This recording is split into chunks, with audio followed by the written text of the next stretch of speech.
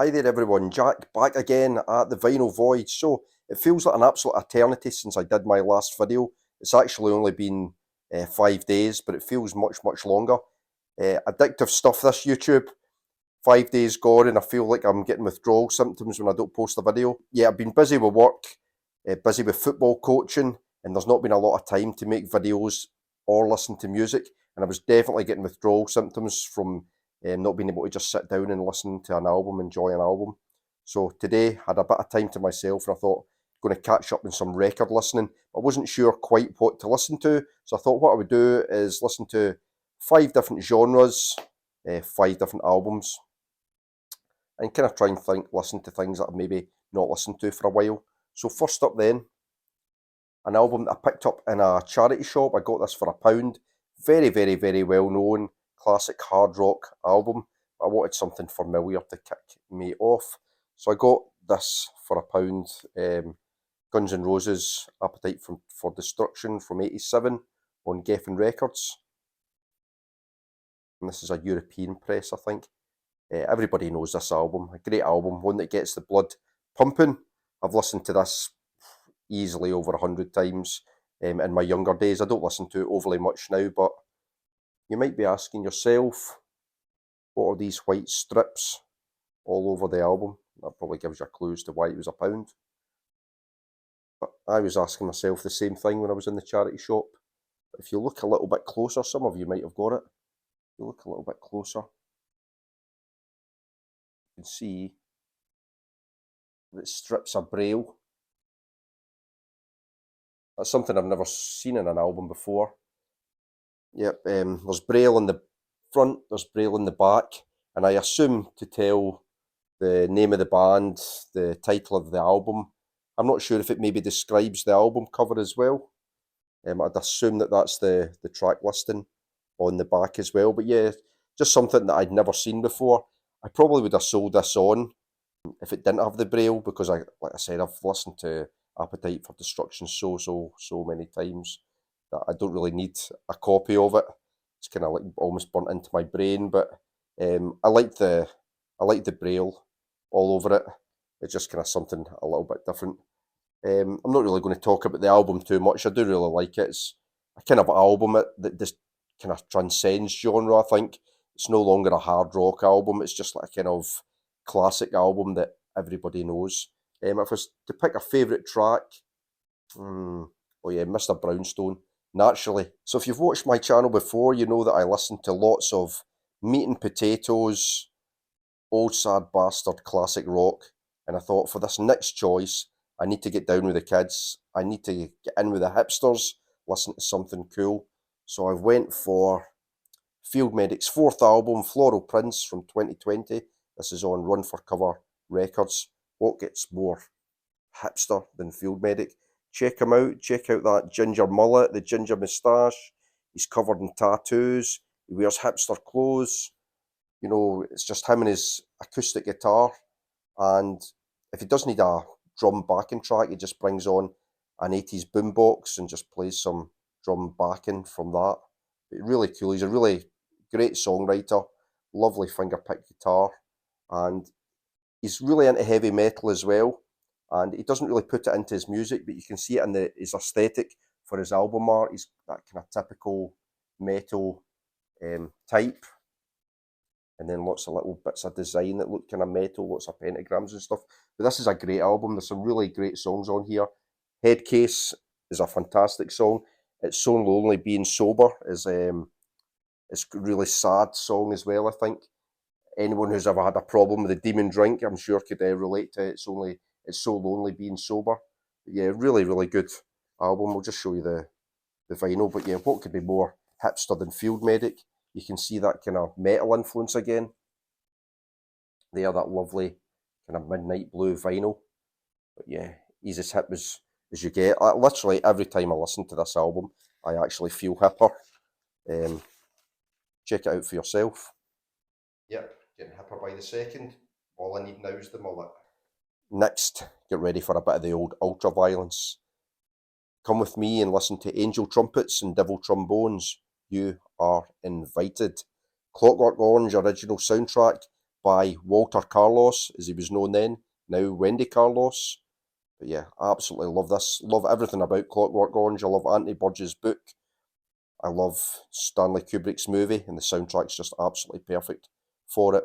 The way Walter Carlos takes classical music and mixes it with all these electronic influences. Check out the pictures on the back. The Droogs in their Korova milk bar. Alex there with a bit of Malocco Plus, beating up the old homeless man. And then Alex DeLarge on the pool, inviting the girls to listen to their fuzzy warbles on his hi-fi. But yeah, just brilliant.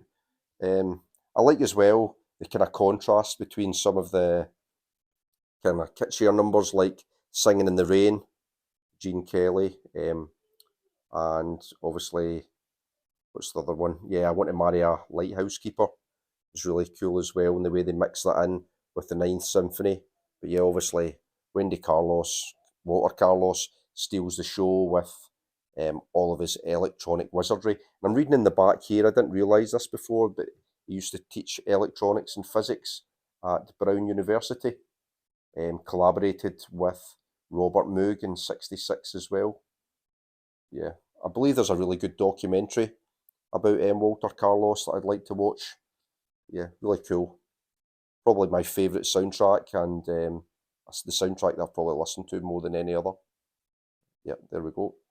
So next genre I chose then was hip hop, and I went for Brother Ali's fourth album, Us, from 2009. If you've not heard Brother Ali before, he's this big, bald, albino, socially conscious rapper out of Minneapolis, Minnesota, and I think he's absolutely brilliant. Really, really good.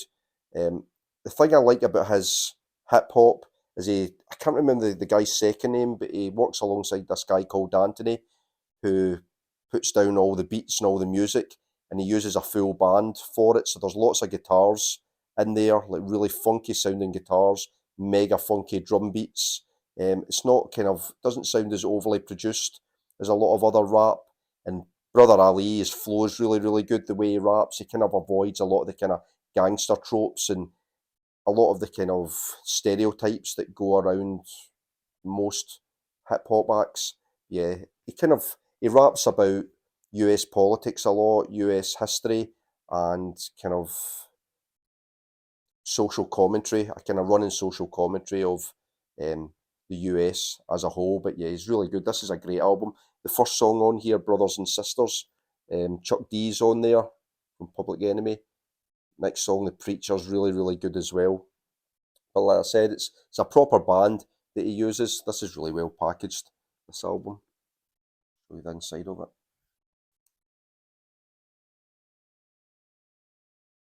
And it's put out by the record label Rhymesayers Entertainment. I think Rhymesayers are a bit of a kind of hip hop collective that Brother Ali is a part of. Yeah, it's really, really good, this. If you wanted to check out a couple of tracks, a couple of good ones would be, not actually on this album, but the song Forrest Whitaker is really, really cool. That's from his second album, Shadows on the Sun. And then another song, so Forrest Whitaker's really good. And Give Uncle Sam Goddamn a listen. That is so, so good. Inspired stuff. Check him out, Brother Ali. And lastly then, some electro, some German electro from Dusseldorf's Favourite Sons with their fifth album, and my favourite, Radioactivity. I like that little play on words. The radio, and then obviously radioactivity, the effects of nuclear fallout. This is brilliant. I love this album.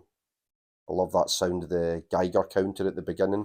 I believe that this was their first ever fully electronic album.